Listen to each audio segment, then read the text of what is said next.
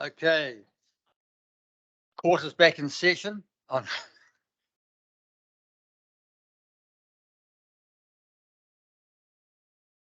Everyone that don't offend too many people.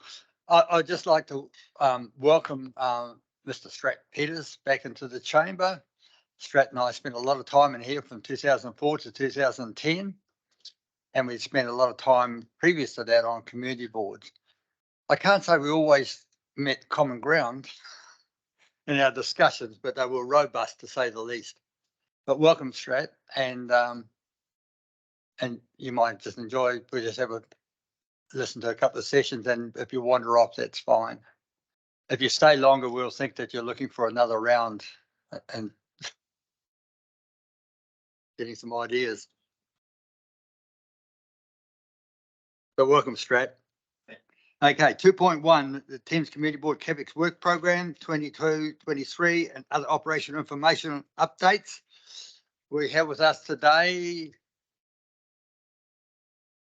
for the last time, Mr. Hinson. So, and for time, to try and catch up some time, instead of doing my normal practice of going through line by line, we just wonder if board members have any questions of Mr. Hinson in regards to the CAPEX programs, please.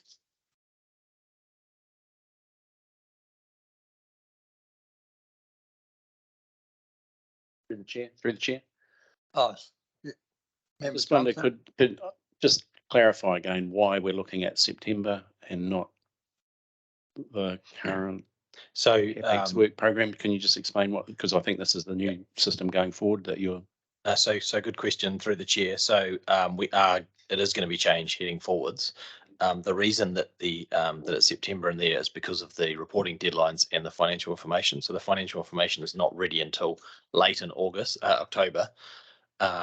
And then once the deadlines for the meetings, it can't line up. It doesn't line up. You don't get the October information until too late in November to hit the deadline. That's why the figures are back in September. It's all about the financial information coming out of the finance team, but there is a change coming as far as the comments will be more recent comments as opposed to the finance. So you can have two deadlines in there. So you can have finance. That's what I was. Yeah, is the action. So we have tried that in the past, but it sounds like we're going to do it again. So how we've kind of run it is we've had the comments and the financials as the same date, and then obviously we update you on anything that's going on in the comments since that reporting date. So if there's anything that's happened in the comments since 30th of September, we generally draw that to your attention, but we're actually going to put it in the comments now as well. So there'll be the two dates heading forwards. No worries. Okay. Yeah, Councillor Rodley. Yeah, just a question, Bruce, around the streetlight renewals. Yes. I know we had this is saying design investigation underway November, December. Am I correct in assuming that is going to be doing kind of like a survey of the existing streetlights? Because I know we'd had quite a few RFSs raised around streetlights. So is that going to incorporate a really good look at what's currently working? So through the chair, that's probably two separate issues. So the one issue we've had, and you're right, we've had a lot of queries from people around streetlights, has been mostly around power co issues around power to streetlights. Where you end up with a number of them out or a whole street out. And what happens then is everyone rings us and says your streetlights aren't working, customer services. That then goes through to power co to say, look, you've got an issue here. They go and investigate it. They'll program it in for going and resolving that issue. But what happens is that often there's quite a long lag, so then people are continually getting frustrated going, what's going on? And they keep calling through. So there is a meeting happening. If it's not today, it's tomorrow, I think, with the roading team meeting with PowerCo to try and actually speed up those fixes. Yeah, because it's normally a power supply issue. If the lights all stay on, or if none of them come on, it's a power issue from PowerCo, not from our street lights. So that's the main issue that we're constantly dealing with, or have been with the public. This is more about renewal of actual lamps, and more often than not, the actual pole. And so what happens is you probably get 3 or 4 poles replaced. And so periodically they'll go and look at the condition of the poles. They do surveys of all the conditions of the poles. Yep. And look at the ones that are the worst condition, and then schedule those in for renewal. So there'll be renewal of the pole and transfer of the globe across. Okay. So I mean, yeah, I mean, I guess it would be great at that meeting if Powerco are, I'm not saying necessarily put on notice, and I'm sure they have KPIs and things, but yeah, a lot of us are getting understand. Pestered about Yep. streetlights, and we have to say it's Powerco, and know. Ring the council and lodge it, and Yeah. No, understand, and I get them as well when I'm out in the community as well. Probably not as many as what you do, but and I know it feels like a bit of a not a very good answer to say, oh, no, it's Powerco and we're trying our best. The challenge is that the contract with Powerco is it's not a situation where we can kind of crack the whip on them. They supply power to all those streetlights around the whole country, or different providers do. So we've just got to work with influence and really try and kind of work hard to actually get them to collaborate and come to the party and speed up those repairs and those renewals. Yeah. cool. Thank you. Just through the chair question. So the actual renewal of the streetlights themselves, you're obviously aware that there's the main street, Pollard Street, is to be upgraded. Apparently, is that all the poles in the main street? Or is it just the ones that are assessed as requiring it? Through the chair, it'd only be the ones that are assessed as requiring it. Yeah. And structurally assessed as requiring it. How is that happening? Who's doing the investigation? And so the way that happens is through our roading team. They use a subcontractor that is familiar with streetlights and does all that kind of work for other councils. And so they do assessments and have a look at the poles and then make recommendations on these are the poles that need renewing. Here's the priority list from top to bottom, kind of the ones. So when these renewals happen, because obviously the board has 26 flag track systems on poles down that street, and you're talking about design investigation. So is the design going to allow for any supposed additional load that the flags impose on the poles? So through the chair, there's probably no design as such. It's just specifying the renewal of the pole. This is what I'm saying though, because we're getting information. Yeah. And I don't know how accurate it is that the installation that's been in place since 2017 of the flag tracks on those poles presents a potential fatigue problem for the poles themselves. So if we've got a system that is there that we want to use as a community board for the benefit of the ratepayers to make the street vibrant and all the rest of it, and we're getting poles replaced, if they're not being replaced and there's some design investigation done or numbers crunched to see what the additional load is, and the poles aren't beefed up, so instead of being 4 mil thick steel, they're 5 mil, because you can get them in different sectional thicknesses. Sure. They're not going to work. So I'm just wondering, is that part of the program? Well, generally it's not part of the straight renewals program, but I hear what you're saying, and obviously I understand the discussions that have been going on around that with the roading team and with the infrastructure manager. So I think that's something that we probably need a separate session with the infrastructure manager and the roading manager to make sure they're clear on what the board's aspiration is. I just want to know how we make that absolutely clear, because we don't want the situation where we just get a bunch of poles put in if it's actually an issue. That still can't. Exactly. I understand what you're saying. Yeah. The last thing you want to know is a pole's gone in, and then suddenly you're still getting told, the wind loading or whatever. Yeah.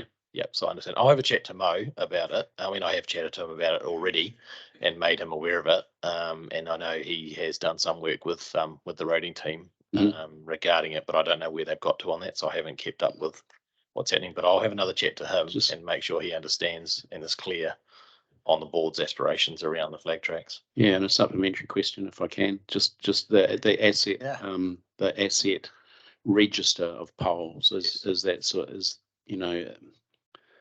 when they went in and exactly what they were and what the specs were and all that. Is that available anywhere? I mean, it must be in house somewhere. So through the chair, that's in the RAM database. So that's Roading Asset Maintenance and Management database. So that's what all councils use to record any roading assets. So all the roading, the footpaths, street lights, everything's contained within that database. Right, And so they'll all be in there. right. Okay. It won't be in a, through the chair, it won't be in an easily digestible format. It'll be in a horrible kind of spreadsheet format, but it'll all be in. Sure, but each pole is numbered and supposedly has a location and, Correct, and yes. has a specification of how deep it goes and what thickness Yeah. it was. And Yeah, I'd say it'll who be, the they'll suppliers. definitely have the location and where they are, when they were put in and all that kind of Sure, stuff. that's And I'd say they'll just be standard. This is a type of, it's an oclite pole. like or CSP or concrete something. one, Yeah, or- I agree. Yeah, okay, I understand. Thank you. Councillor Rebel, My question relates to Powerco's contract. Who is their contract with? So through the chair, we pay for power from them. So with our contract, we're buying power off Powerco. So we, Thames Community District Council, Yeah, buys power from them. yeah. Yep.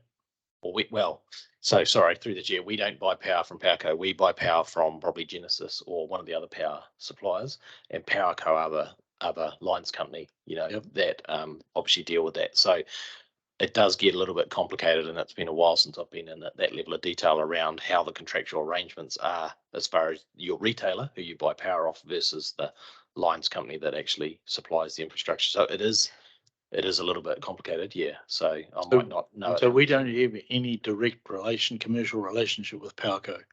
I'd have to check on that. I don't actually know whether we've got an actual commercial. We've got a relationship, but I don't know if it's a commercial relationship because we have the relationship with the retailer. Right. I guess because what I think I'm hearing is that we dance to their tune. They don't dance to our tune. Yeah, through the chair. I wouldn't say we're dancing to their tune, but I think what you're saying and what I'm picking up is that we are not in a position of power, excuse the pun, where we can actually dictate and demand service.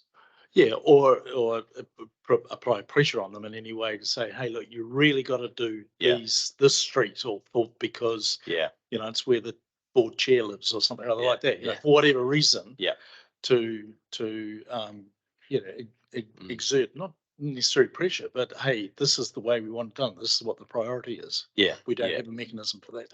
Not that I'm aware of, no, because our relationship is with that retailer, but I know they are, like I say, they are meeting. It's either today or tomorrow. They are meeting with that with Powerco. So and I imagine in that meeting, it is exactly about that, about collaboration and influence, and saying, look, come on, like we're paying for a service. You guys are part of that chain of the service, and our customers are suffering because you're not kind of getting onto stuff. So that's what that meeting is about. But I'll see if we can find out any more information, and I'll come back. Back via Rose. Thanks. okay, is there any other board members? Just Mr. Hinson, in regards to Member Johnson's very measured questions about the streetlights. Do you have I heard, if I heard correctly, you are replacing streetlights which you think could be damaged. They must have some indication about corrosion already to bring them in. They're not going to start at one end and go right through, are they? Because we were showing photographs of supposedly corrosion, but we had no idea whether it's from the Thames or where. Yeah, sure. So that sounds quite a serious matter. So through the chair, so my understanding is what they do is they do assessments of the streetlights, and they'll do that probably once every 3 years. And then based on that, they'll have a list of the poles and prioritize the renewals and go, okay, look, these ones, this is our prioritized list. We can pick off 4 each year in this town or whatever within the budget we've got, and that will replace them in the time frame that we need to be renewing them based on their condition and based on any faults. Obviously, if there's something really critical, they'll get renewed a lot quicker. But yeah. Because at the briefing meeting at council last Tuesday, they spoke of replacing the streetlights in Thames. They didn't say just damaged ones, which tend to give me the impression they were going to replace the streetlights within Thames. And I just wondered if that includes the Grahamstown lights, which are a different set of lights altogether.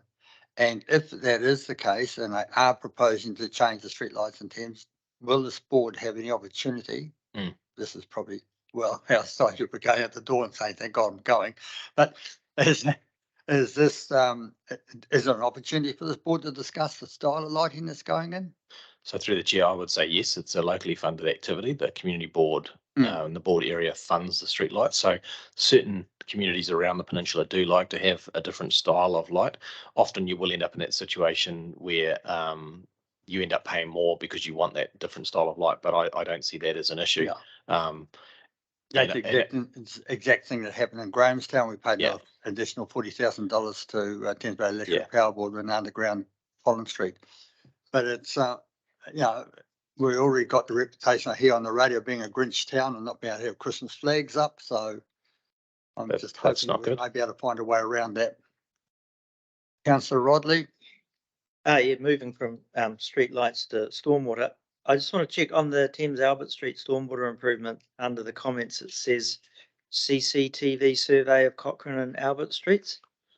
So is that an underground survey or is that an above ground? Correct, underground. So so pipe cameraing inside the pipes. Okay, thank you. Anybody else gone down through the CAPEX program? Sorry. Okay, Mr. Henson, another one is just happened to Total Valley Road, which has gone off the agenda today. Yes. Is any indication when we like to step back on the agenda? Yeah. And completion of that section of so through the chair, I'd anticipate you'd see it back on your next meeting in February, I think, the next meeting. February, correct. Yeah, so I'd say that's when they'll be back. So they've got to do a bit of additional work around particularly around the roading stuff, but also around the stormwater and making sure that if they're coming back to the board, and again, stormwater is district funded, whereas the roading is local funded in that project. But if they're coming back, they're bringing a complete picture back to the board to say, this is what we need, this is what we're doing, give you a proper update, let you know the timeframes and exactly what's required to get us to that kind of point where we can actually kind of draw a line under and go, great, we've acquired all those parcels of land, we've got it to that stage. Now it's ready to move on to the next stage. Thank you.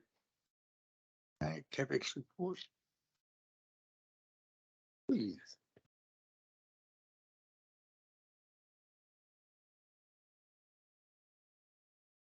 Are you doing the Kopu project, Kopu Marine report as well before I move to the other one? Yep.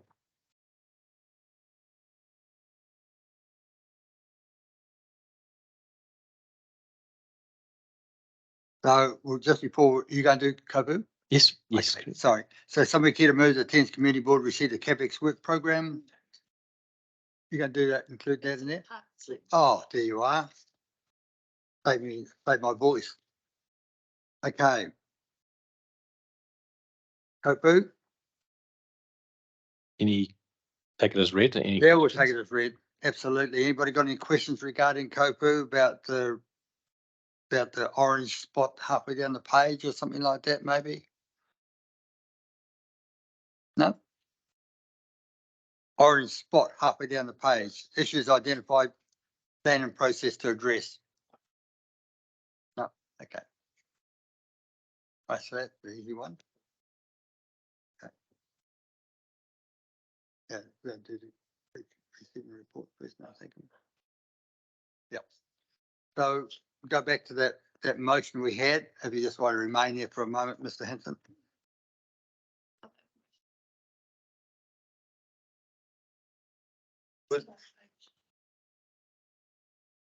Oh, and that's not involving Mr. Henson. Sorry, with Rose. Sorry, I think you said no from that. Sorry, there's a joint effort here. So, is this your page here, page 14? Okay. Any comments on page 14?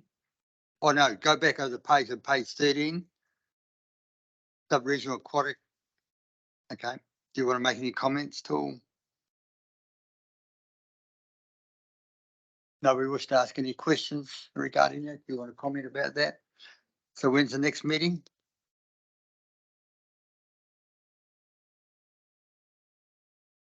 The next steering group meeting for the Aquatic and Sports Hub steering group is tomorrow.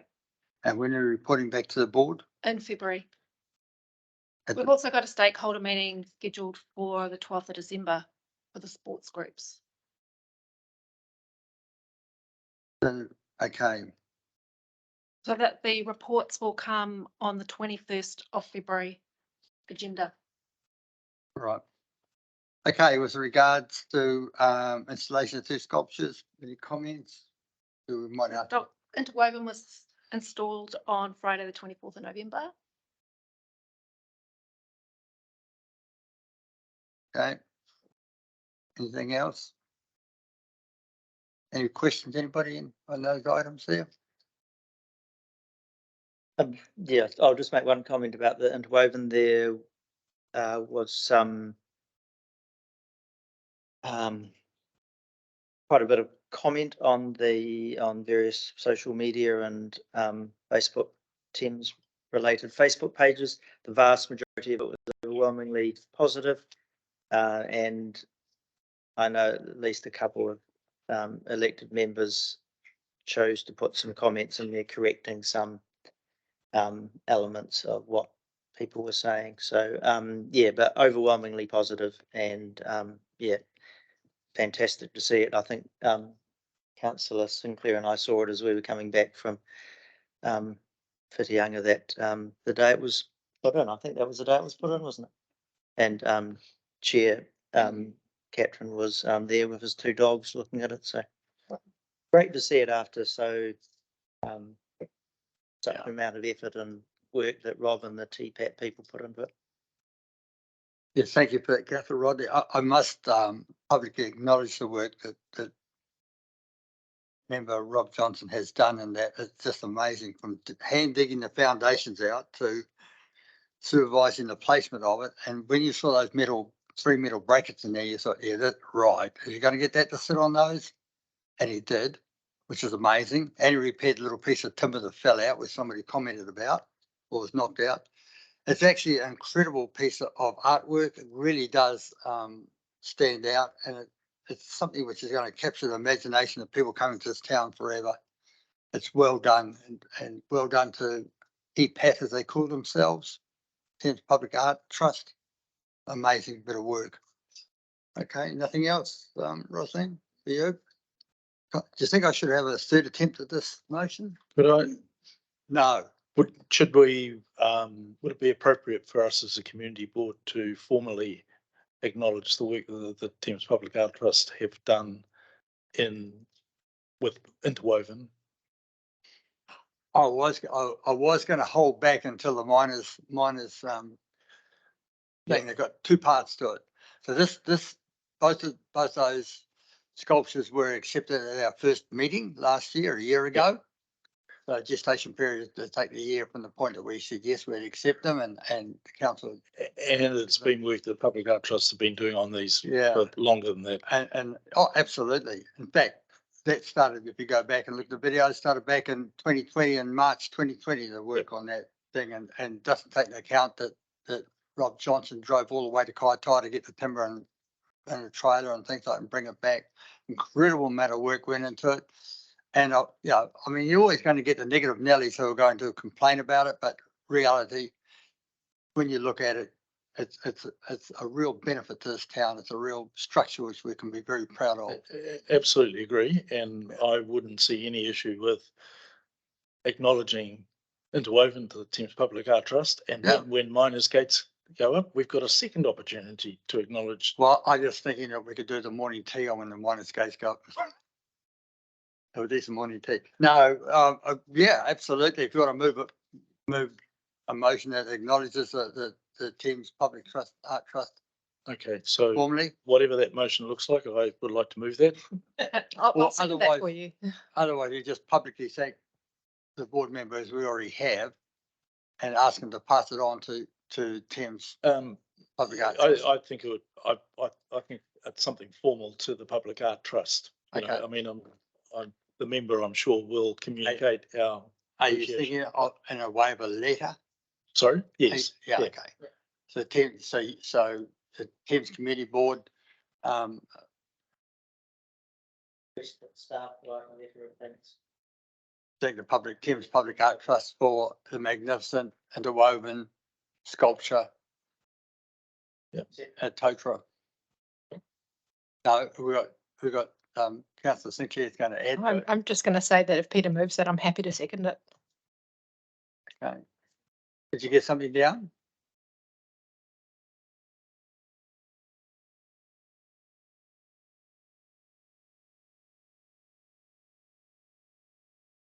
Through the chair, not to get involved in things I don't need to be involved in, but I would have thought that would be a letter from the board chair to them rather than from staff.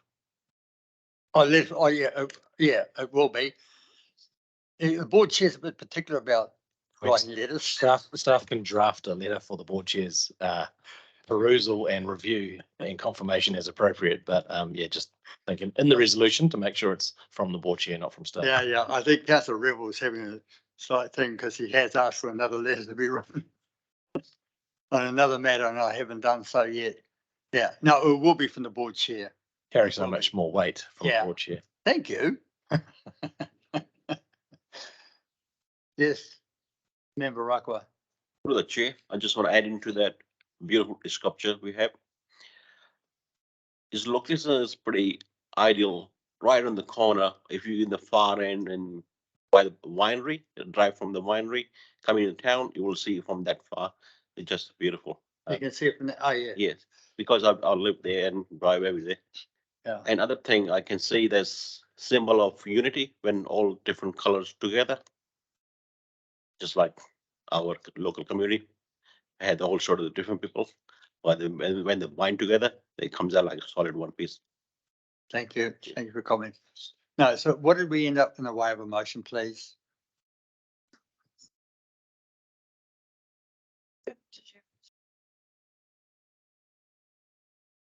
Oh, put it on the screen, big screen.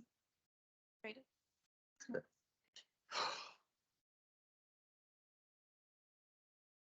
Oh, yeah. Okay. So it reads, it comes all under the same CAPEX one. So I'll Something like that. but Yeah. you can do it if you want. Yeah. So that's good. But we'll for the third time, we'll move that receive that CAPEX work program report 2023-24 and other information update report dated the 8th of November 2023. Secondly, on the same one, acknowledge the Public Art Trust for their interwoven sculpture installation, and we'll draft a formal letter thanking them from the board chair.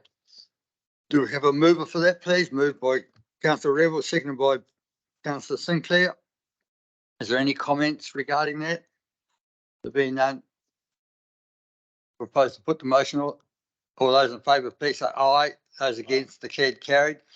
Before Mr. Hinson, Bruce, leaves the chamber, on behalf of the Thames board, I sincerely want to thank you for we've only been together for 1 year and 1 week, but I really want to thank you for the time you've given to us over that period of time. I guess your integrity, your honesty, and your willingness to discuss things both during working hours and after working hours, and sometimes on weekends. And it really, I think you've set a pretty high bar for anybody who's coming in to take over from where you've been.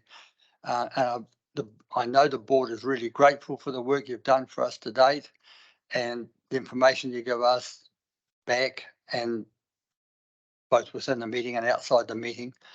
And we wish you all the very best going forward, what you'll be doing. We hope that we may catch you around the traps somewhere and take you out for a coffee or something, say thank you more personally. But seriously, Bruce, you've been an absolutely marvellous person to be working with. And I will regret you going and seeing you go out the door, but everybody has their reasons. I want to listen upwards, they tell me.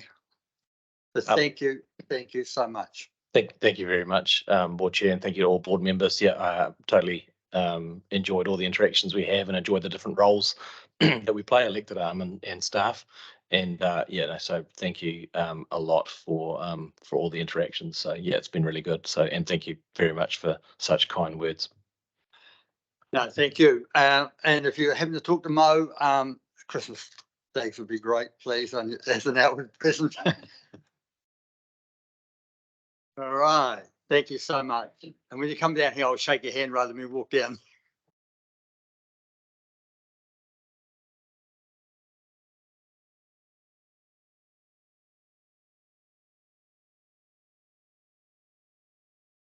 Hey.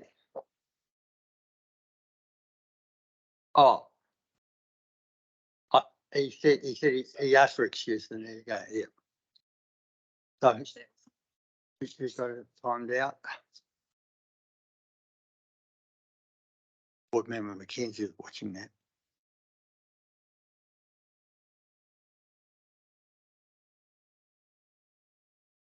Okay, sorry, meeting schedule. Okay, meeting schedule. Back in again.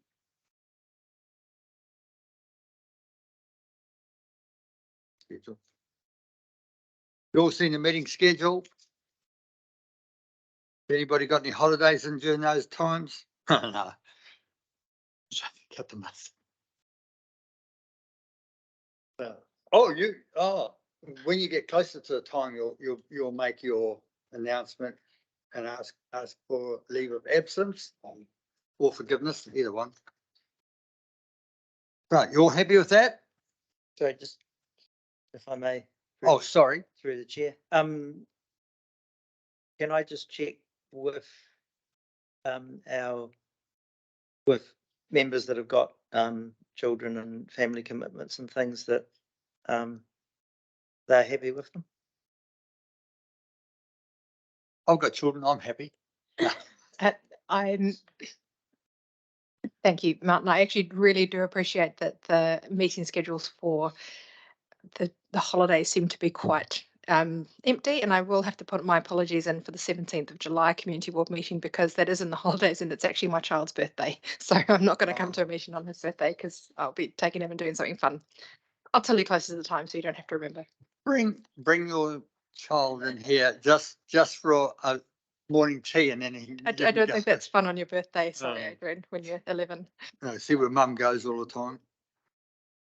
Okay, anybody else got any comments in regards to the 24th schedule, please? If not, somebody care to move that the Thames Community Board receive the meeting schedule for 24, report dated the 6th of November 2023.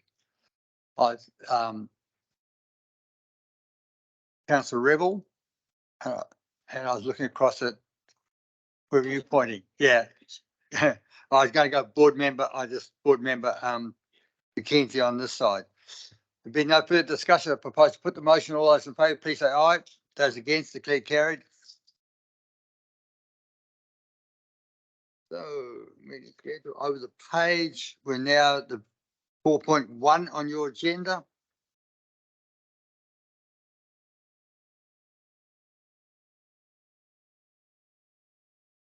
.1, Thames Business Signage Initiative, locations and picture frames. Also, of this is our area manager.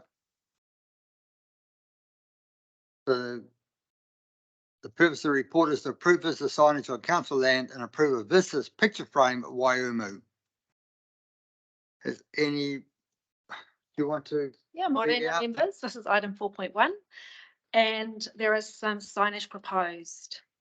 So there are 5 options presented in the report today, and I'll just go through each one. Option 1 is a sign that was proposed outside the ANZ, and that is not recommended. Option 2 is proposed outside Thames Civic Centre. This location is recommended. Option 3 is a directional sign on Queen Street, approximately 100 metres south of the roundabout that we refer to as the KFC roundabout. And the sign would be located on both TCDC land and road that is managed by Waka Kotahi, and would therefore need Waka Kotahi approval as well. This option is recommended. That's option 3. Option 4 is a visitor sign at Porritt Park, and that would be located in the boundary within the new playground layout, and that is recommended. And then option 5 is a picture frame at Waiumu Domain, and you may be familiar with the one at Whitianga on the Coromandel. That's the only one I'm aware of.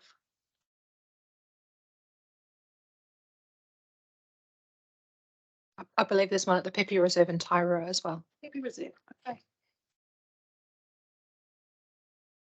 Oh, sorry, councillor Rodley. Yeah, just talk about the option 1 and how it's not recommended for that one to proceed. I think there is a perception around town that the space immediately outside the ANZ, incorporating the seats and the tree and the barren rocket sculpture that's there, is council land, but it's is in fact ANZ land. But if you ask the average person in the street, they would be, that's council land. And so while it's not directly related to about the sign there, are they in fact responsible therefore for the state of the pavers and everything in that area? I know it's been raised a few times about how they need cleaning, but in fact, can we not clean it because it's ANZ's? I know that's outside the scope of this, but property of the ANZ or the property owner, and I'm not aware of any agreement that we have to clean the pavers. There Right. may be. I know that there's an agreement to do the garden. We do the garden. Yeah. But that's all I'm aware of. Okay, thank you.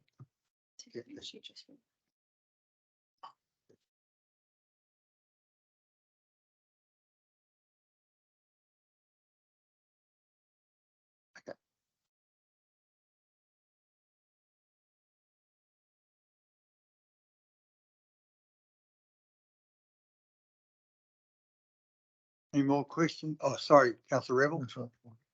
So just regarding option 1, which is not recommended. So there are 2 issues as I'm understanding. One is the issue that the barren is there currently. I would be interested to know, and perhaps member Johnson might be able to answer this, as to whether and how practical or politically acceptable it would be to move the barren. And the second question is, have we asked the owner of the ANZ property about installing a permanent sign on at that kind of in that square? Because where I'm coming from, it seems to me to be a great place to have a sign that looks that cool. You know? So those are my 2 questions. Oh, so in terms of the barren, the Thames Public Art Trust have indicated that they are willing to relocate the sculpture, but in terms of the plinth, they could relocate that as well, but they're quite keen to put another sculpture in there and relocate the barren. So that is really between Thames Public Art Trust and the ANZ. If that space became free, then, you know, we could ask the ANZ about locating a sign there. However, at the moment, the space is being used, and yeah, the space is being used. And when we looked around it, there isn't enough space because of all the other roading assets to put the sign. Yeah.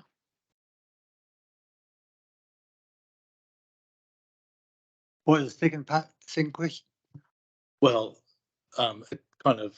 it follows immediately from the first question, Okay. which is, you know, and I will always be looking for opportunities to support the Thames Public Art Trust rather than to make life difficult for the Thames Public Art Trust. Except the barren. Right. Member Ruckler. Thanks, through the chair. I think the subject came before as well. If you relocate the rubbish bin, and that can be idle for this stuff we're talking about. So you're referring to the 4 rubbish bins there? Yeah. Outside there, has already got the concrete plinths down, and councillor Sinclair wishes to say something. No, that's, Okay, no, all good. I had 2 questions. oh, sorry, you know, I thought you got a comment on the rubbish bins. No, I have Okay. genuine questions Oh, of my own. Just going back on those rubbish bins. So you will ask the area manager, did you contemplate removing rubbish bins from there and putting the sign there on their concrete plinth, which is after three No, iterations no. it's there. No, because the decision to put the bins there was made some time ago. It was a costly project to do it, and we would have a need to have a good reason to remove them. And no one's asked for them to be removed.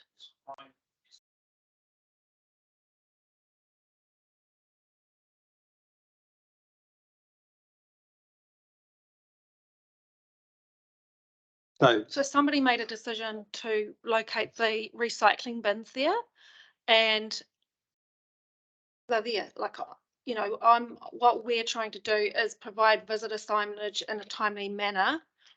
Yeah. And take into consideration the current situation. And Councillor Rodley? yeah, just further to that, I mean, there could potentially be a problem for the roading team because the bins are yay high.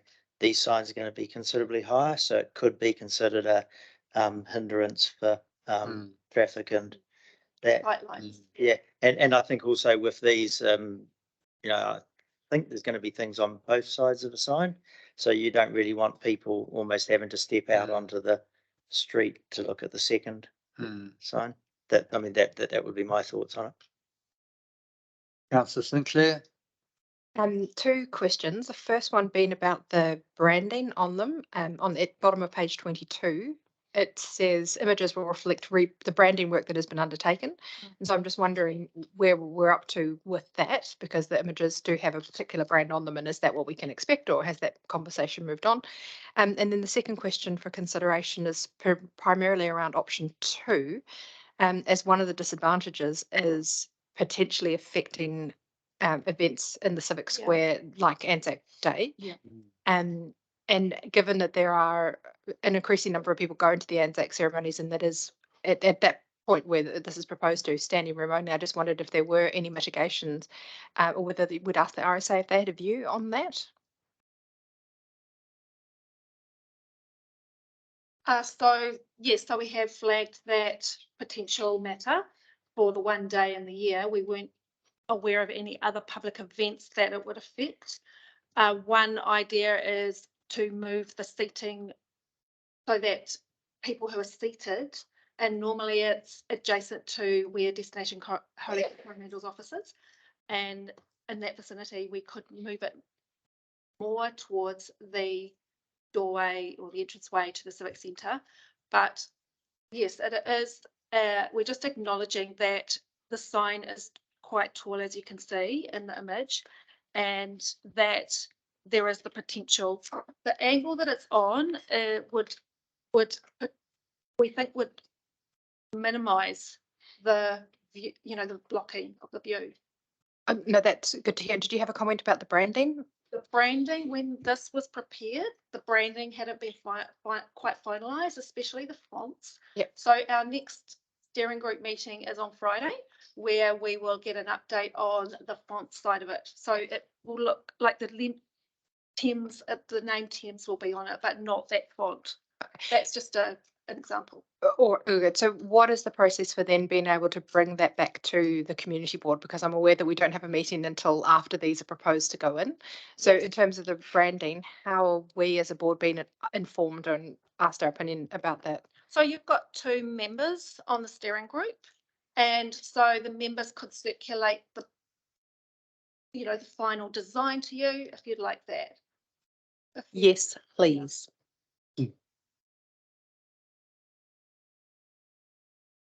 Board Member Johnson?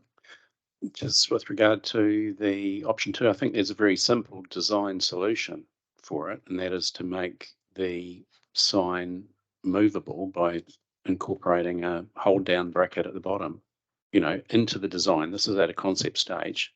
So you can, it's going to need foundations anyway. So you can locate sockets in the ground that can be bolted into, and then the whole thing can be picked up with a high ab incredibly simply on a Anzac Day. Any other time the square is being used, taken away, it's flush with the surface, there's no trip hazard.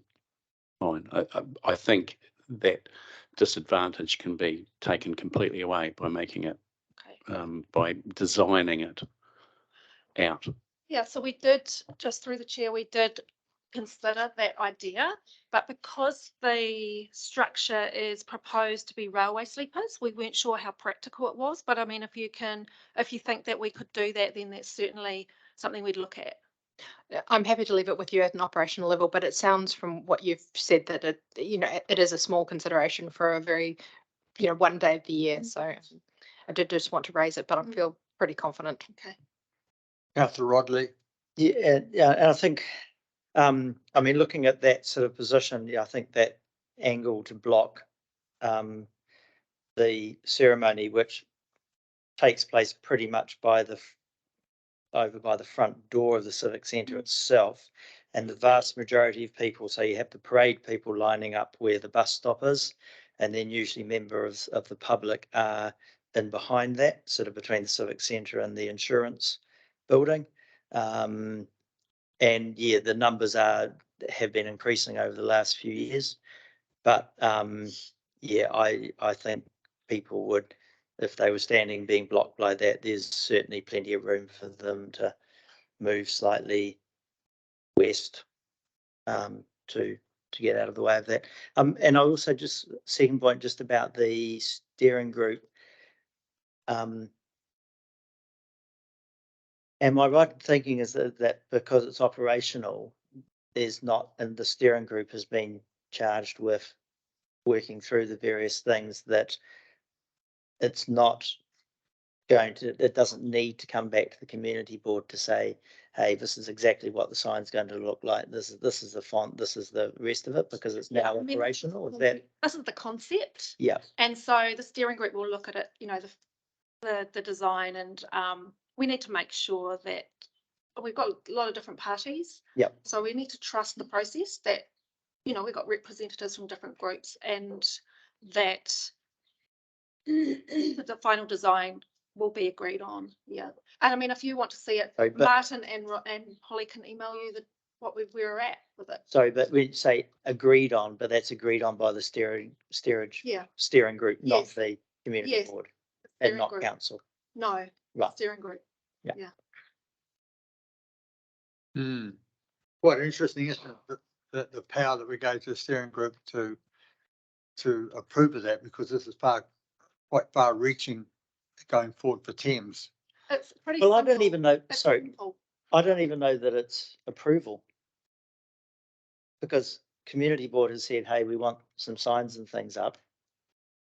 Here's the steering group, go away and make that happen. So I think the approval has been granted at the community board level, and the steering group with staff are guiding that process. So I don't really know that there's kind of like in a final that the steering group's having approval. It's just more agreement. Isn't it? On, agreement. Somebody has to sign off on it.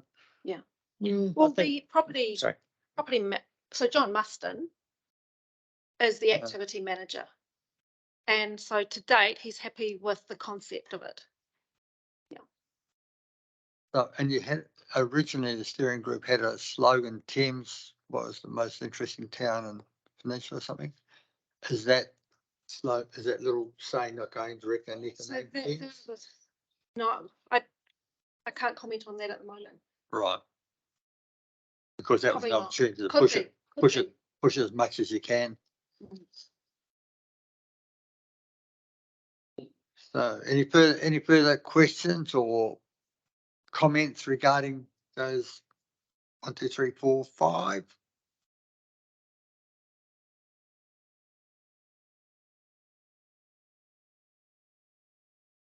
This just through the chair. Is it correct, Rose, that we're really only waiting on Waka Kotahi's sign off for the one at the south end of town? They're happy with the rest? They are happy with that one. Okay, and that was going to be a cost of 10K. It could be up to 10K. But I wasn't sure from here. Is that, it says no rates impact, so that's Waka Kotahi going to do it? So are you talking about a visitor sign on the state highway? That's not what this. You're talking about this option 3? Yeah, that's probably all right. Or are you talking about another sign that is outside the scope of this report? Oh, there was one that was saying, oh yes, option 3. The cost of a sign could be up to 10K, no rates impact on Thames as its sign will be owned by Waka Kotahi, but we're still waiting on them to advise whether Correct. that will happen. So there will be a cost to produce it, but no ongoing maintenance in regard to the ratepayers because Waka Kotahi will own it. That's the proposal. But there would be a cost because we have to produce it. But there's a cost to produce it, yeah. Right. Okay. That's a sign on page 24. Yes. Yes. Yep. Thank you. There's quite a high impact on some of these on our rates, isn't there? 8 cents, 11 cents. Anyway, I'm struggling with this motion on page 18. So I need some help, please. So if everybody's finished with their discussion. Okay. So the suggested resolution is that the Thames Community Board receives the Thames Business Signage Initiative, locations, picture frame report dated 9th of November 2023. Then it's approved 2, install a business sign, approved 3, install a directional sign, I would have thought that the motion itself just would have said, receive the Thames Business Signage Initiative, notions and locations and picture frame report dated, and including just options 2, 3, and 4, 5. I'm getting a letter, am I? Oh, I guess that they're there because to give us say, guidance. yes, we want Does somebody 2 care and to 3, move- but we don't move want 5. Move a suitable motion to cover those points, please. I Move them all? Yeah. Okay. I would like to move options, suggested resolutions 1 to 5. 2. Do you want one? One's not applicable. Suggested.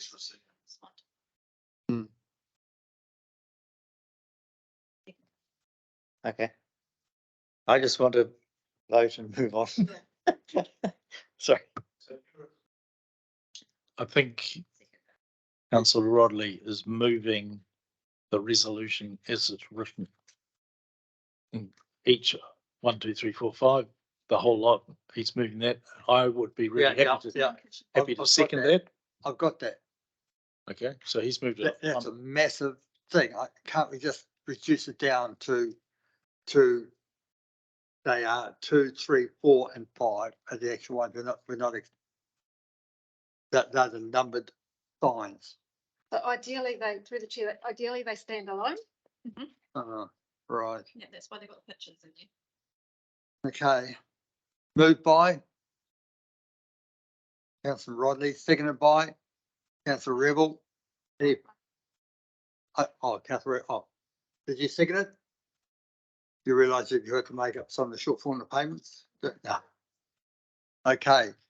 Any further comment? Proposed? Not even any comment about where the placement of the sign is going to be away. Right. All those in favour, please say aye. Those against, declared carried. Hey, what's the end of the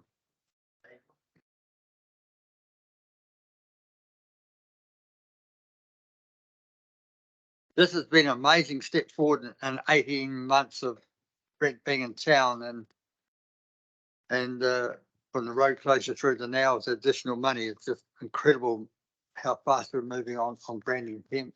Amazing. Right, tourism infrastructure funding for Thames public conveniences. That's 4.2. We have a couple of report writers.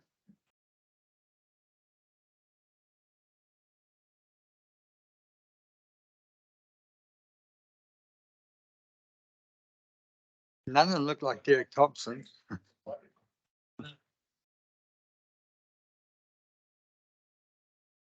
You just got to leave them to carry on to the discussion.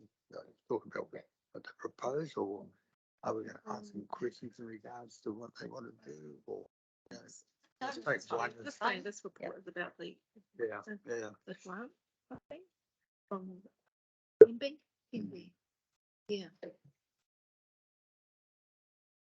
Okay, everybody understand what this report, this is a additional grant funding we received from MB under the TIF round, which is tourism infrastructure. What's there? Funding, right. Okay, so you can see the total amount given out to the district is on table 1. There's a list of amounts there. Thames has 2 projects in here. Kopu, public convenience, $225,566. So I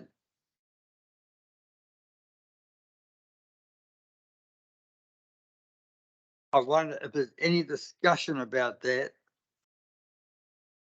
I would think there will be. So with regards to Kopu, has anybody got any comments about Kopu to start with? Clear, they're the one with that.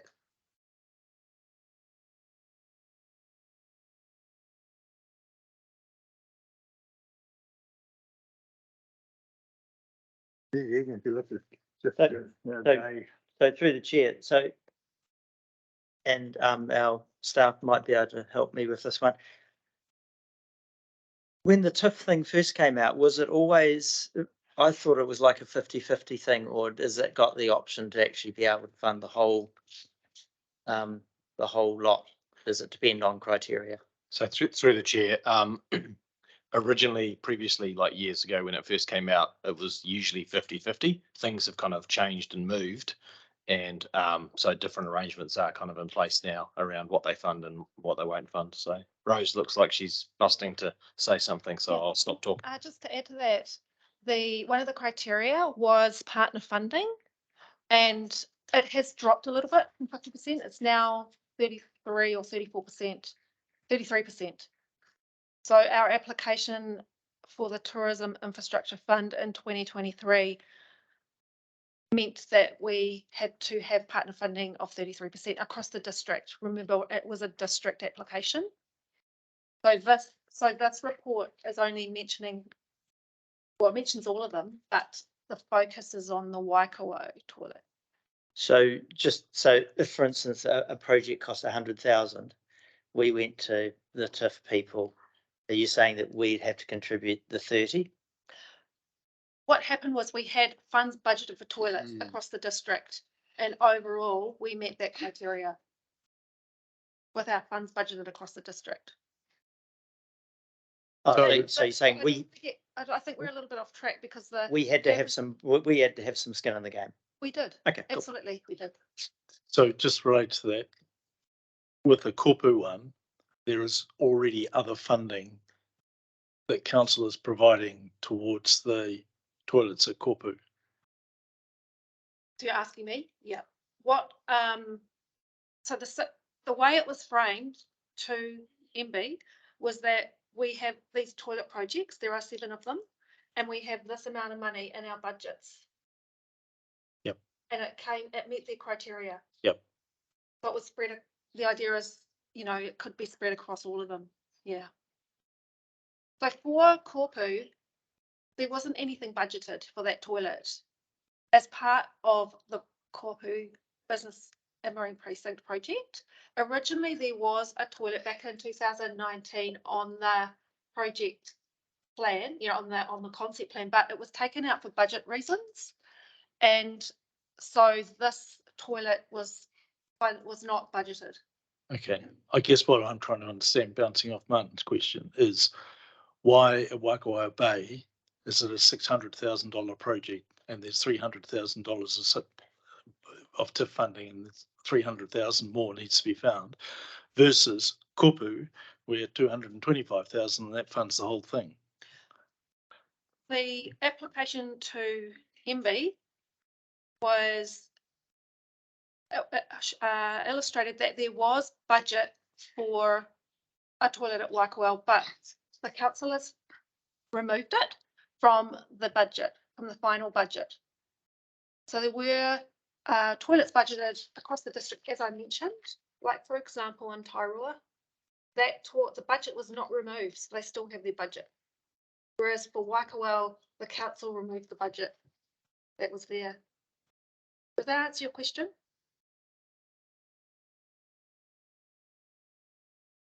So I guess in summary, we had toilets, a few toilets that had budget, which meant that as a council, we met the partner funding criteria, which is 33%, 34%. And therefore the TIF grant was one of the things that they were looking for, was partner funding. So it was a district application. It wasn't a Thames Community Board application. I understand that. Yeah. You've said that several times. What is said in the report from the staff on page 38 is a sum of the estimated total cost for the Kopu development is 225,000. A sum of 225,000 has been granted by TIF for the public convenience at Kopu. Correct. Why is TIF not granting 600,000 for Waikowao?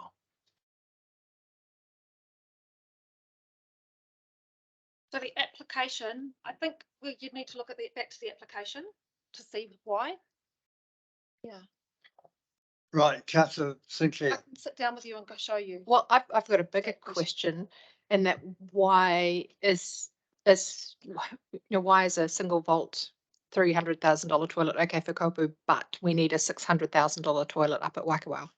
That's I think the nub of the issue for me. So Andrew Bowden provided the information about the scope, the capacity, and the reason why a large toilet up there is required at Waikowao is due to the capacity needed. It's all about capacity and what's required in the future. Yeah. And then we're quite interested in that particular point about capacity, that what we build needs to meet the needs. Yeah. So Bruce Simpson wants to comment. Yeah, just confirming really what Rose said is if you go to Waikowao, it's very busy. There's a lot of people there. If you go to Kopu, there's not going to be that many people there. There is an existing little toilet further up by the rail trail, so it's just around capacity. Okay, thank you. Councillor Rodley. Yeah, okay, so I'm moving away from the whether it needs to be that size or whatever question. My question is around, I guess with this whole thing, I'm struck by how there's a number of unknowns, and there's information in there saying that the Waikowao Boat Ramp Society is prepared to contribute some money. However, it also says that they would only contribute that money if they have an undertaking from Ngāti Tamatara that the facility will stay there after settlement. And I can't see anything in here that has any comment from Ngāti Tamatara about whether they wish a toilet to be to continue to be on that space. And I did ask Jana, we got a map sent through, which some of us might not remember from the last time when we renewed the lease, just to try to get an understanding of that area up there. So I'm really concerned that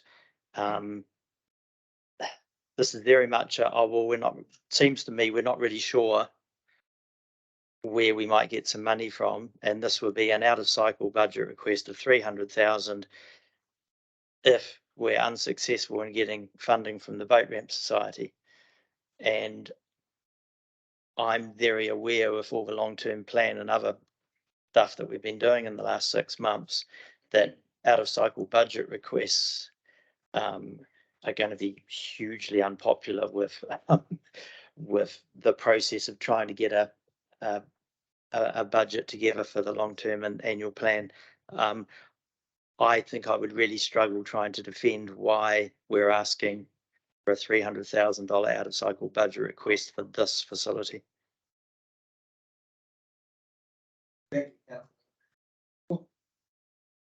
Go live. Thank you, Councillor Rodley. Anybody else got any comments? Could I just through the chair, listening to what Councillor Rodley said and understand totally where he's coming from with that. That is why the resolution doesn't actually recommend the out of cycle money. The resolution recommends moving ahead with the boat ramp society. Now, obviously, this is kind of one of a very early step. So this isn't like all the answers, you know, as far as everything's been nailed down, everything's concrete, we're moving forwards. This is the step of like, does the board want us to pursue that? There is a note in the report that previously the Boat Ramp Society did approach council, and it was talked about they had support from Ngāti Tamatara to renew that toilet facility up there, because obviously we want good toilet. Everyone wants good toilet facilities to make sure that we're looking after the land, whoever owns it and wherever it is. So this report is that first step. The next step will be there'll need to be discussions at a high level with probably the mayor and the chief exec with Ngāti Tamatara. We'll also need to have discussions with the Boat Ramp Society. So there's lots of discussions needed, would be the next step should we proceed with the resolution as recommended. Now, if those fail and don't come to pass, then obviously staff would come back to the board and say, look, we've done our best, we've worked hard, that hasn't worked. Here are your options now with the way we could proceed. But at this stage, this is in line with the previous discussions and understandings that have been had over a number of years about, you know, eventually moving to renewing that toilet, because it is old, it does need renewing. It struggles with capacity as it is at the moment due to the numbers when you go there on a nice weekend. So again, this is a very early kind of first step. So I'll just mention that if it's helpful or not. Councillor Rebel. Wasn't helpful in my case. Thanks, Bruce. And unfortunately, that doesn't actually help me. It creates more concern for me. Yeah. So what you're mentioning there, this is very, very early stages. There's a lot of steps to go through. When I read the report, there's things that comments like it's believed that it's a permitted activity in the district plan, so that's got to be validated. There's complexities related to power and water supply, effluent disposal, which may require different permissions. We know that the funding is time bound, 18 months. And in the report, it suggests that if that 18-month period is not met, it's unlikely that MB would approve an extension of the funding. So it feels to me that we actually are looking at a number of uncertainties around this project, which could actually result in us ultimately missing out on the TIF funding. Based on what I see here, short timeframes. There's obviously consultation that's got to go on with iwi, and I would therefore struggle to say, yeah, let's take the next step, because it just feels to me that in 6 months' time, after the staff have done a lot of work, look, they actually haven't been able to meet with this group, or they haven't been able to. They're realising there's, you know, it just feels like there's a truckload of potential obstacles in front of us. And I suppose I also think about that in the light of, I wonder if there is another, I think there is another project that is much further advanced and is at the building consent phase that would actually satisfy the requirements for the tourism infrastructure funding in terms of, creating what does it say in the report? That TIF was initiated to enable improvements to existing tourism infrastructure to meet additional demands, and for this infrastructure to be upgraded in terms of quality and capacity. And I think we've got another project that would actually absolutely satisfy those demands, which means that we would have some certainty in spending the 300,000 that the TIF fund is allocated. That's not to say that there's no merit in the Waikawa Bay project, but I'm concerned that we're trying to shoehorn the Waikawa Bay project into a short time frame of funding, etc., and it's probably going to be a longer process. So, yeah, I would struggle to support the. Thank you, Councillor Rebel. And did you want to? All I would say there is that that is correct. These TIF projects are always a challenge. There's always very short timeframes to get applications in. Things are moving and changing in the period when they're considering them before they grant them. They do put tight timeframes on. If you haven't started by the time that timeframe physically is up, then you're right. You'll probably end up losing the funding. Generally, if you've started and you're actually making some headway, they'll generally look favourably on extending it, but there's no guarantees of that. So there is a lot of uncertainty, and these are a challenge. I suppose, and I totally hear what you're saying, Councillor Revel, about, you know, if there's another project where we could actually redeploy that money to for more certainty of spending, understand that. I suppose my only comment on that would be, because there's nothing wrong with that, my only comment would be, though, is there have been discussions, you know, a number of years ago now with iwi around the renewal of that toilet. There does need to be something done at Waikowau, and I know you just acknowledged that there's still value in that project. But I suppose my concern would be if we, you know, we've done a little bit of work, we've got the report, we've said there's some hurdles, and then before we actually get into looking into the hurdles, we stop and make a change and go, okay, there's some hurdles, let's just jump and go down another path with another project, and not actually kind of understand what the potential challenges might be around the Waikowau site. So, you know, another approach could be to understand those challenges, have some of those discussions, and then come back and make a call and go, look, these are going to take a while to get over. Let's actually look at redeploying, or actually we're moving ahead well, and we think we will be able to achieve it there based on those earlier discussions. But again, I just throw that out there for what it's worth, and it's, you know, yeah. So, Board Member Rakwa, followed by Councillor Sinclair. Small question. Current toilet facility in Waikowau, is it come into council land or somebody else? So the current toilet facility at Waikowau is on council land.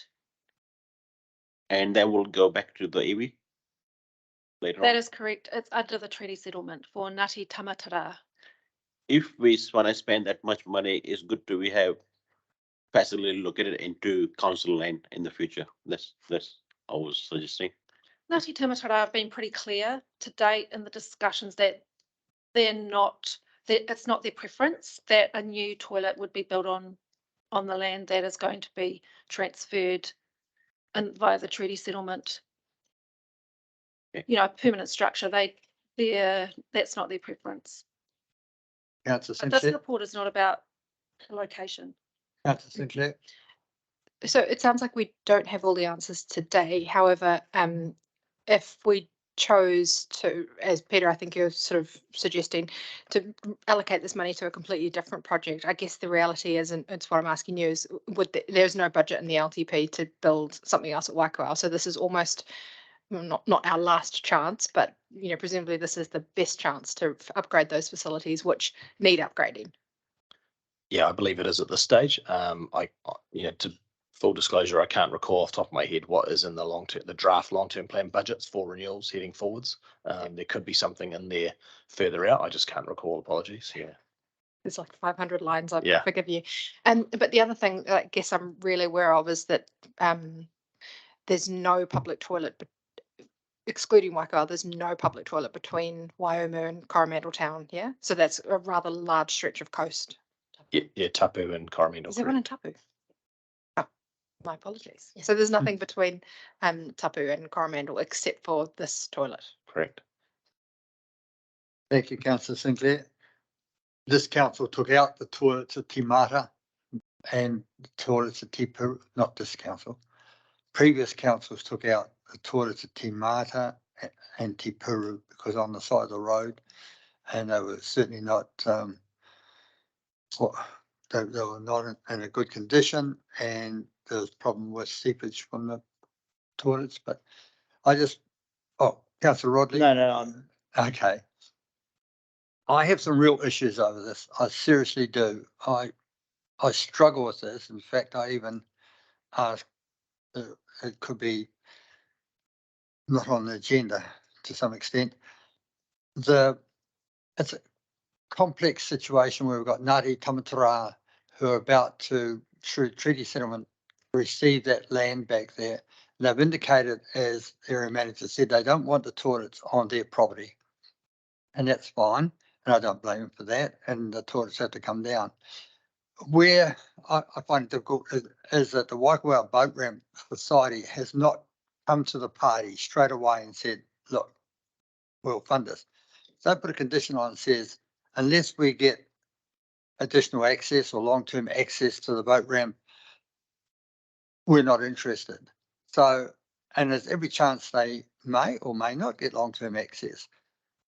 Meanwhile, we've got this TIF money of $300,000 just floating around looking for a home, as I understand it. The additional cost of $300,000 has fallen onto the board, and that's approximately a 2% rate increase for those toilets up there. Every $150,000 that we spend as a board incurs a 1% rate increase. That's about a 2% rate increase. In fact, the amount that we'd have to pay is shown there on your rate demand. So I take Councillor Rebel's comments about another project. And my question is, when I first broached the subject, we were told that the money was not transferable. Like it's for Kopu, it's for Waikowhai Bay. I pushed that issue a little bit, and I'd like now some confirmation whether that still applies, or whether money can be, or whether MBIE has agreed that the money can be transferred. And I'll ask the area manager, what's the current situation, please? So we did approach MB for their position on that, and they have confirmed that the community board can decide or can confirm their preference. So it could be spent at Waikowhai or it could be spent at Pirate Park. So then we go back to the situation, continuing my discussion, we go back to the situation that we have the Thames Destination Playground project in need and ready to go, shovel ready, for want of a better word, shovel ready, ready to go. And they need, funnily enough, $300,000 to put in the toilet there. It complies with all the requirements of MBIE in terms of the TIF program funding. It complies with all those versus uncertainty about Waikowhai Bay. And that, and to me, I always believe in striking while the iron's hot, or running with the project that's going to give us good value for money. And it's not going to cost the ratepayers additional costs. Those toilets that are proposed in the drawing concept of those toilets are quite large toilets. They're quite bold on the landscape up there, and I'm not too sure where they'd actually sit there and how they'd sit comfortably there. And also, I think about the amount of money that coincidentally Thames Community Board and other people are spending out at Kopu. And I tend to think with that recreational ramp going to Kopu, they may find that there's not so many fisher people or boat launching people going up to Waikowhai Bay trying to negotiate the Thames coast to get up there, and may just pull into Kopu and launch the boats in there. They'll be fishing within 10 minutes or trolling at least as they head down the river. So it's a real concern to me that I think, and to quote Councillor Revels, we're trying to shoehorn the money into a place that doesn't really have an appetite for it. Neither the Waikowhai Boat Ramp have come and said, yeah, that's what we want. And Ngāti Tamatara are not overly interested, certainly not on their own land, whereas we do have a toilet waiting for funding right here in our town. So that's just throwing it out there. And I'm a lot of hands are going up. Councillor Sinclair. Oh, we've got a whole lot. There's a whole list. No, I hear what you're saying, and I also hear what Mr. Hinson is saying in terms of Don't be influenced by the staff. I'm being influenced by the facts, actually.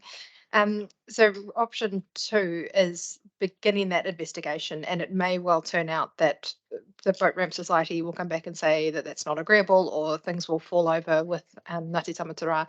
But I think that this one gives us options to be able to maintain a level of service at Waikowhai. And therefore I would support this because it sounds to me like we can turn on a dime on this. If we've got something that's shovel ready, and the elephant in the room is that this money could go to the changing places toilet at Porritt Park, it sounds to me like if over the next couple of months things really fell over, we could make a decision in February to allocate this money to Porritt Park, not lose the money, and at least we know that we've tried and investigated, as opposed to pulling out at this point and saying, let's just give it to changing places. I feel like we're really limiting our options by going straight to that point. And so that's, if this was the recommendation that was put forward, as in the agenda paper, I'd vote for it. If it was a different resolution for changing places, I'd be much more reluctant to go with that. Thank you, Councillor Sinclair. I'm just going to make one comment. When I first broached the subject about being able to transfer money, I was told emphatically no, it had to go to Waikawao Bay. And it's only with the sisters. I'm sure the area manager got quite peed off about me keep asking, but it's only come to light in the last 10 days that we can actually transfer the money. We have a letter from MBIE now agreeing to that. My concern is we have spent some considerable time, including reports and things like that, and we don't have anything in front of us which says go with Waikawao Bay. And I think Waikawao Bay could very well look at portable toilets or portaloos or things like that to tide them over until they make some decisions about access to the boat ramp, how long to have access to the boat ramp, and where you're going to put them. Personally, I would like to see another toilet on the side of 25A, on the side of 25, State Highway 25, go to Coromandel. I just don't like them sitting on the side of the road like that. It's just, they're not quite fitting to the environment, but in communities, that's fine. So, Councillor Rodley.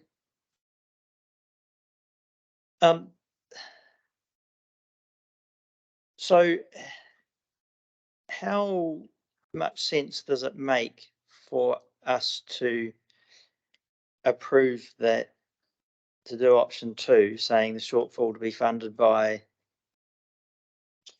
the shortfall proposed to be funded by the Waikawao Boat Ramp Society? Have we got indication from them that they want to give 300,000 towards that? Oh, yeah, you answer that. Yeah. Okay. As per the report, Waikawao Boat Ramp Society has confirmed they are willing to fund the shortfall, subject to obtaining long-term access to the boat ramp. Right. And I guess the bit that I'm really struggling with is the bit that says, right up near the top on page 38, it says Waikawao Public Convenience. Most of the site, blah, blah, blah, is subject to treaty settlement, so would need the full engagement of Ngāti Tamatara to progress this.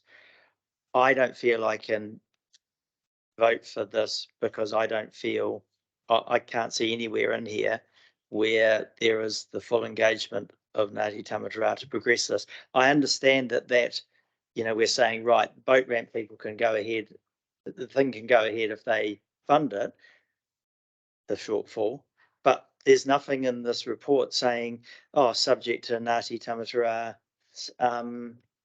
any sort of engagement with them. So we're saying it needs the full engagement, but there's nothing in here saying that we need to engage, that we will engage with them. So I'm really concerned, and I feel at this stage in our relationship, our ongoing relationship with local iwi, that we're going about this the wrong way. I don't feel I've got any sort of steerage from Ngāti Tamatara to approve this. I love the idea of it going to Porritt Park, and I get what Councillor Sinclair has said, but I'm just struggling to find any evidence of engagement with iwi. So through the chair, there has been engagement with Ngāti Tamatara about the toilet. And it's not in the last month or two, it's back in time. And Ngāti Tamatara have indicated, as per the report, they are supportive of a toilet being at Waikawao Bay, near the boat ramp, but not on their land. It's not their preference. But with respect, I can't see anything in here saying Ngāti Tamatara support a toilet going in there. That is So Happy to be proved wrong, but There's a very short statement that says the Boat Ramp Society requesting a new public convenience and identifying support from Ngāti Tamatara. So, and again, I would say Rose is bang on, but I would also say that, as we've noted here, it's very early and those discussions do need to happen, you know, so we're making a comment about previous discussions, as Rose correctly said, but more discussions and detailed discussions would need to be had to move it forward. So I understand the challenges, and again, you know, in hindsight, we'd love to do a different report, but we've done what we could do with the time available. And as I mentioned, it is you know, this is about moving on to the next step if the board decide that is the way they want to go. Councillor Rebel. Thank you. I think the pressure point here is there's $300,000. If we took that off the table and said there's not $300,000, we would be having a discussion about what are we going to do about Wakawa Bay, the toilets of Wakawa Bay. And what the staff would be doing would be recommending to us, this is what we need to do. We need to answer all these unknown questions. And we'd say, great, please go and answer all those unknown questions, which would just be in staff time going and answering all those unanswered questions. And then in 6 months, they'd come back and there would be some certainty about some things that could be done or what needs to be done, or we actually now need to go and get a report from a geotech, and that's going to be 15 grand. And so we'd be running it through like a project for a toilet block up at Wakawa Bay. What we're getting into here is, hey, there's money, and what do we have to do? And it's putting a false process and a false time on the project up at, a project to replace toilets at Wakawa Bay. So that's looking at it from a project point of view of fixing the toilets at Wakawa Bay. If we then take another lens and say, hey, the government's given us 300 grand, which they have said we can spend on toilets related tourism infrastructure funds, where should we spend that? Then we'd all be firing our hands in the air and say, the idea of having a changing places disabled facility here in our town, right next door to this magnificent playground that's going to attract everybody from Thames, you know, all around the place, wouldn't that be a sensational thing to do? Won't that make that a really good experience for all manner of tourists? You know, and we would be saying, let's put, and the design is done and the building consent is just ready to be signed. It's shovel ready. We'd say, put it there. And I think we're just looking at it around the wrong way. And I think what we should be saying here is toilets at Wakawa Bay are important. Please go through the proper, or not the proper, but please go through all those things that have to be go through to get us to a point where we can build toilets at Wakawa Bay. But in the meantime, we are gratefully going to accept the funding from the government, and we're going to assign it to the Changing Places facility that we will have, and it will be built and completed by June next year, and we'll be able to, and you know, etc. And I think that's the way we should be treating this. So no, we're not going to spend the 300 grand on that. Yes, we are going to ask staff to advance this project so we can, you know, in a proper way. And by the way, we're going to allocate the 300 grand to one of the most exciting projects in Thames that we've ever seen. And ringing in my ears is the word of our area manager always saying we need a needs assessment and a risk assessment report. And we've got neither about these toilets. Yes. Thank you. This is your swan song. This is This is, isn't it? I can't get away. Through the chair, Councillor Revel is correct in that whenever you get these funding lolly scrambles, it suddenly puts this different time frame and deadline on you. It's not like a normal project. You know, you suddenly, you know, everything's compressed and it's all driven by the funding and the timeframes. So he's bang on with that.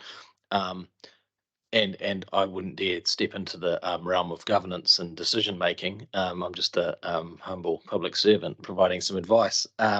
So the only thing I would say is if you head down the path of Porritt Park, the only thing I would say is from a staff perspective, I have some concern that that option isn't presented in this paper, so it's not referred to in here. However, again, I wouldn't step into the governance space. So if the community board make a decision to go down that path, that's fine.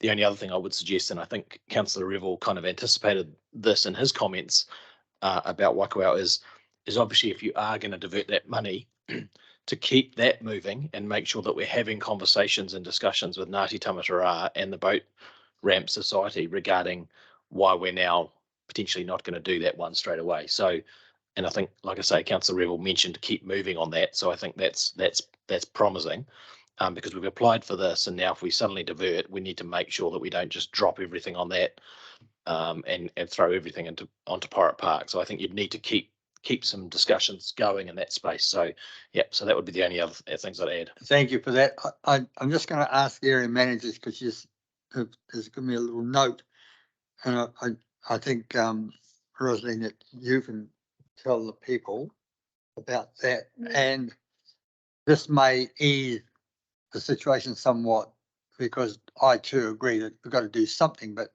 before we do anything, we've got to settle who owns what, who's doing what, who has access to it. But here you are. Ask Rosalind to. So firstly, just in addition to what Bruce has said about engaging soon with all the parties and whether or not some of those obstacles could be overcome, that could form part of the resolution. And if that can't be achieved, then you could say, then progress with the other. But in terms of the time frame, what Bruce is saying is correct. They want the facilities built. They don't want it going on for years and years. So yeah. So another idea is that once some of those challenges have been overcome and the discussions have been had, and we're more clear about the future access to the boat ramp and use of the boat ramp, then we would be in a position to apply again for funding from MB. And, we would have to have some partner funding, but that is another idea for consideration. So I'm doing that, applying for TIF fund. Would it be TIF funding or MBIE, or would it come under the same category? It would be same fund. Okay, and that, at least then we'd have some idea about what is needed, who has ownership of what, access to the boat ramp, things like that. At the moment, there's too much up in the air for me to be comfortable with just leaving the money to hang out there to dry, and then find we've lost it because we've made no progress in the next 6 months. 6 months or 18? 18 months, yeah. I wouldn't like to think it went off for 18 months. Councillor Rodley? Yeah, I just on a very slight tangent, but at a recent council meeting, we had an issue around conflict of interest, and just looking at the Boat Ramp Society. So you can launch if you're a member or if you're not a member, but is anyone here a member of the Waikowao Boat Ramp Society? Any elected members? Don't look at me. No. I like fishing. I just thought it might be important to establish that. I mean, I know I'm not. And that wouldn't really be a conflict of interest because toilet wouldn't actually be built from. But any members of boat ramp here? No, but I did use them. okay, yeah. That's right. I just want to make sure we're covered off because we're guilty by association just to use it. We had a bit of egg on our face in a previous thing. Yeah, so I just wanted to check that. I never thought about that because I was thinking of more of toilets being built down there and nobody actually having ownership of them other than the council. So I didn't think that if you're a member of the boat ramp, that's give you a right to have ownership of the toilets. Board member Mackenzie, do you want to throw something into the mix?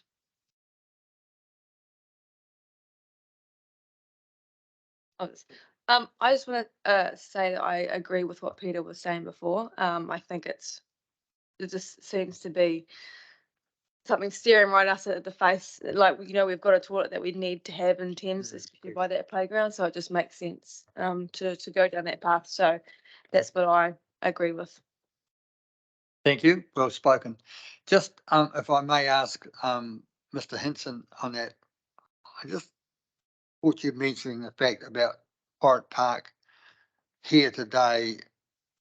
Are you saying that if we had a motion, we probably shouldn't say we're going to take the money from Waikowhai Bay and give it to Pirate Park? Was that what you're?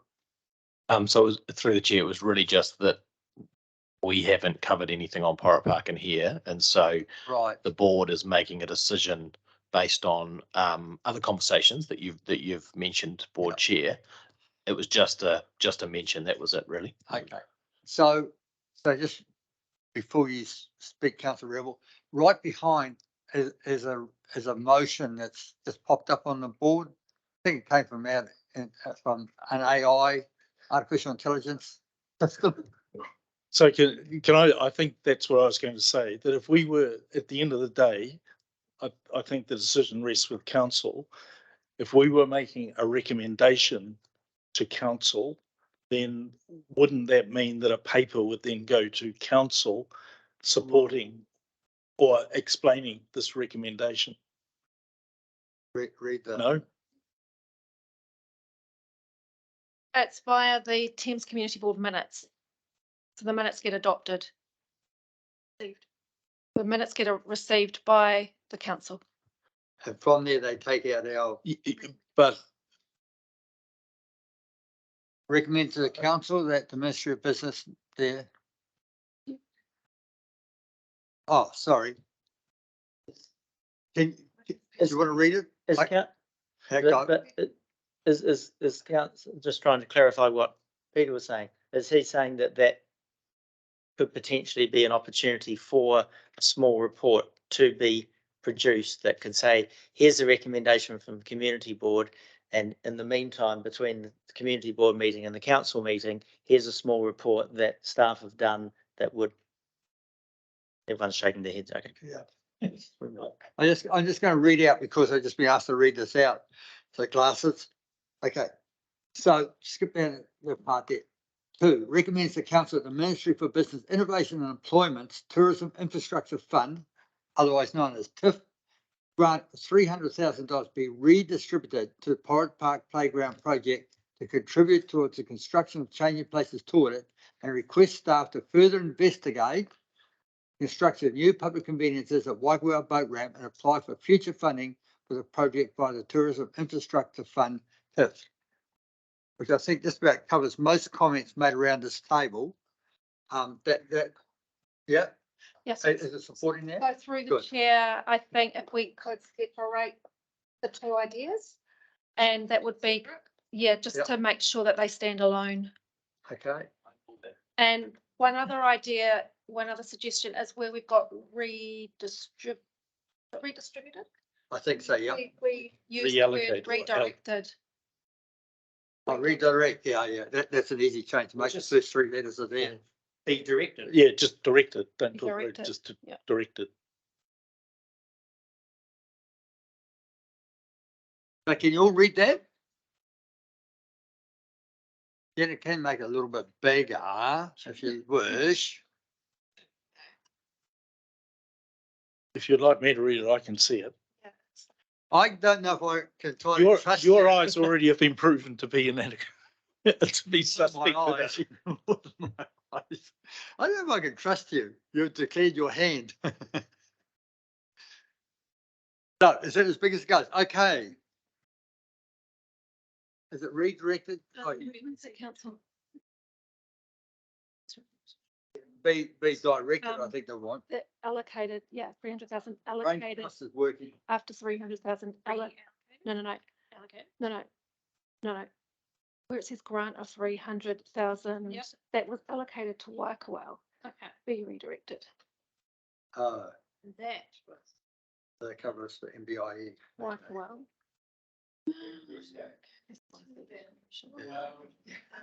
I think.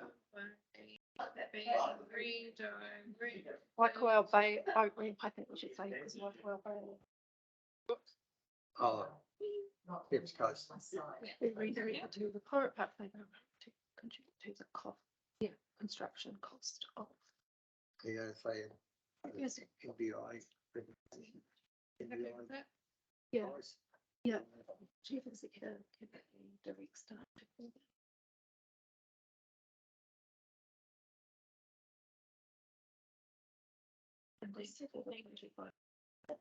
Yeah. All right. Thank you, Jen. Yeah. So I'm gonna stand up. Important announcement. Got cramp. No. Now, I just had a little message, so staff to staff. Are the report writers happy with the wording there, or are they unhappy? Do you see any? I'm long-term generally problems? comfortable. The only thing I would throw out there to suggest for consideration is whether you'd want to mention anything, possibly in resolution 3 or in another one about engaging with Ngāti Tamatara and the Boat Ramp Society to make sure fair if anyone's comment. looking at the resolution, they can Yeah. see that the intention is good and that it's to continue those, Yeah. that would be one. So one we could suggestion. say the parties involved, Waikawa Boat Ramp Society, Ngāti Tamatara and council. Yeah. Oh, Yeah. oh. Yeah. The Brains Trust, go. So, this one's for staff, this is the recommendation for staff. Yep. So. And then? I'd make it separate, I'd do what you're supposed to. And so, that staff continue with engagement with Ngāti Tamatara. Continue engagement with Ngāti Tamatara and Waikawa. About the access and use of the boat ramp. What about council? And use of the boat ramp. Yeah. What about the future access and that too of. Yep.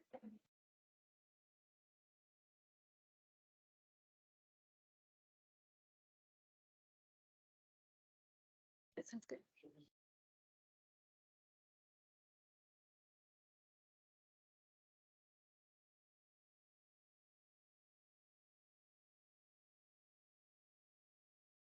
Adrian?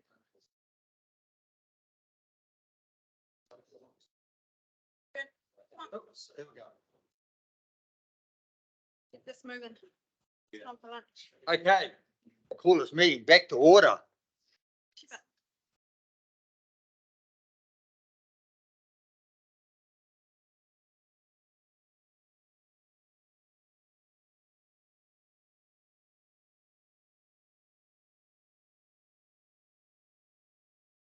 Not quite. It's just, I just wonder whether we need to mention the public conveniences in 4 as well as the access, the boat ramp access issue.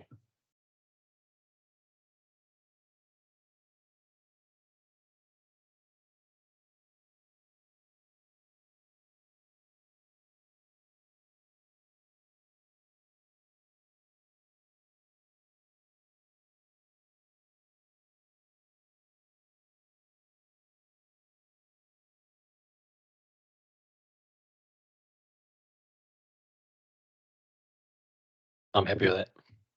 Yes. Martin's not. So just to make clear, so that is kind of extending it from just a thing about toilets to actually about future access and use of the boat ramp. That then makes it a bigger, wider project, but that's all right with staff. Because they've already got access, that they've through the lease that we granted them, they've already currently got access.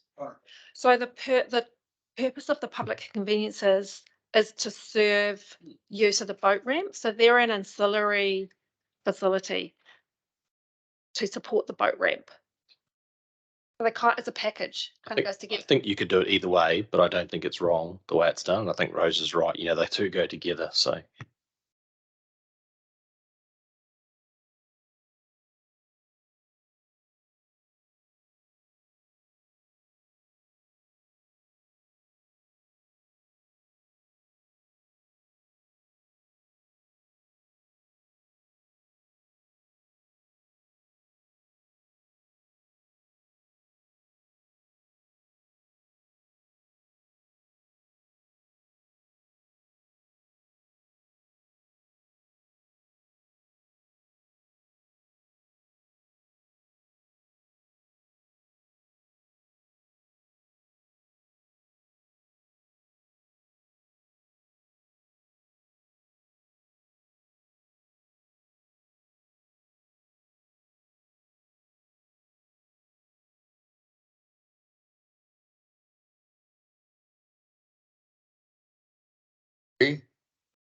We've got this one technology, we're not using it. Sorry.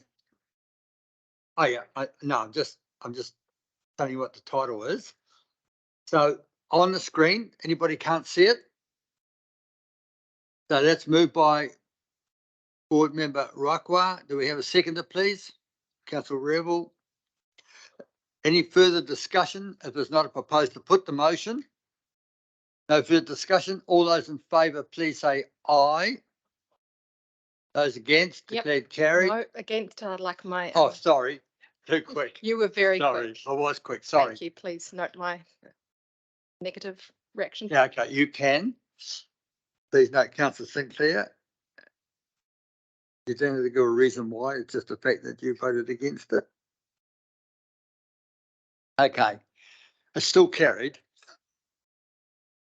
Still carried, so after I finish and declare it carried, then you can ask for your vote to be. With respect, Chair, there was no room. The words, yeah, they were carried together and there wasn't an appropriate. That's okay, pause. Councillor Rebel. Right, so I just having a discussion with the Deputy Chair. There's quite a bit of input into these things on occasions, about the fact we're running an hour behind. Tell me, what do you want to do? Hey? Yeah. You think you want lunch or don't you want lunch? Or you think you're going, I don't think you're going to get through this discretionary grant thing very quickly.